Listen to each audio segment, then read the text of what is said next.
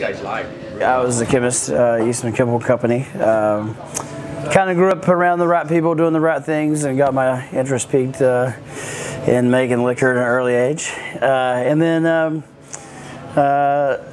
basically one day I was mad at corporate America and come driving by this building and saw a for sale sign on it, and so you know, we decided to take the leap, and here we are. Initially the building was built in 1840s. It was initially built as like a wholesale general store. What happened was the railway was actually controlled by the two armies during the Civil War, right? So the guy that owned this business couldn't get enough supplies to keep the business open, and what happened was the town bought the building at auction. They ended up negotiating a way to get a train load of salt in from Saltville, Virginia. So they stopped the train here. That's when it became known as the Salt House. That's the original sign above the bar there. 180 years old. It's a pretty important building. It's a pretty iconic building here in downtown Jonesboro. So we went from preserving things with salt, and now we're preserving things with alcohol, right? So we're kind of in the same business. Essentially everything that comes out of this building is hand bottled, hand labeled, flavored right here in house. You know, we started making rum. The thing about rum is you can make a lot of it really quick. You can make a lot of flavors. Fun fact about the moonshine market is like 90% of the flavors is actually, or the moonshine market is actually 90% flavors. So we can compete with those guys. But we want to do, you know, here being in downtown Jonesboro and Tennessee's oldest town and one of the most beautiful buildings in town, we're on like a little bit more of a pedestal to do some like pretty unique things. And so we wanted to get away from that moonshine kind of cliche overalls and straw hat. You know, we want to be craftsmen of what we do. You know, bourbons, vodkas, gins, rums. And the rum actually kind of helped put us on the map, because instead of competing against 25 other moonshine distilleries, we've only had a handful of other competitors. My dad passed away, and he was a pilot, and so I come out with Spitfire vodka. It's an aviation-themed vodka, and then so if you make a vodka, you might as well make gin. So we come out with Hellcat Gin. That's our newest, latest, and maybe greatest product.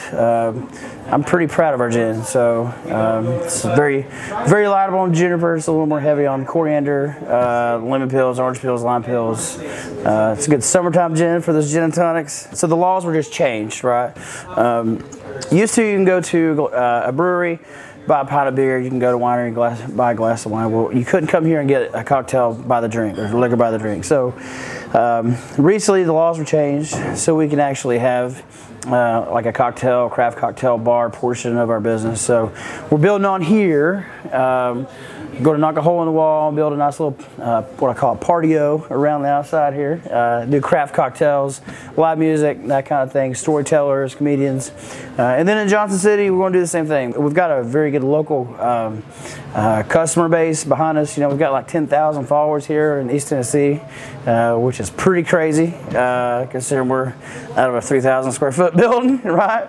And so I think there's a big opportunity in Johnson City for sure. We're actually doing a really cool collaboration right now with Depot Street Brewing, which is right down the street here. They took our bourbon barrel, they put an IPA in it, so they're finishing an IPA off in a barrel, and then we're getting that barrel back and we're putting gin on top of it and finishing some gin off in some IPA barrels. It's kind of citrus notes, so I think it'll be a good marriage there. And then kind of our next big product as far as the Callahan line goes is we're doing 102 proof, basically 51% alcohol bourbon. And we're starting to get into like some crafty things, especially like when we get into our new location. Do like some aquavit or you know, some different types of gins, you know, like some absinthe, like kind of get into like the crafty things that you see some of these breweries do, that some of them you look at and you're like, you know, what are they really thinking? But it's kind of cool because they can do that. Well, we kind of want to try to see what we can kind of put our personal touch on, you know. So every day's a journey, right? Don't suggest your first business being a distillery, because there's so many moving parts, right? But it is a really cool journey, man, to be, you know, 30 years old and own a distillery, and because most people that get in this business are like middle-aged millionaires, man, you know. And you go to the liquor store, people don't know if it's Jack Daniels or Steve Callahan and Jonesboro. They don't see the difference, you know. And I kind of like that, actually. You know, I like being the underdog, you know. And so That's why I come out with that advertisement a couple months ago. I don't know if you guys saw it, but it says "Move Over Jack," hashtag Move Over Jack. And so they said, "Steven, you're going to get sued by Jack Daniels." And I said, "Well, that could be the best thing that could ever happen to me, you know." Yeah, I guess, yeah, so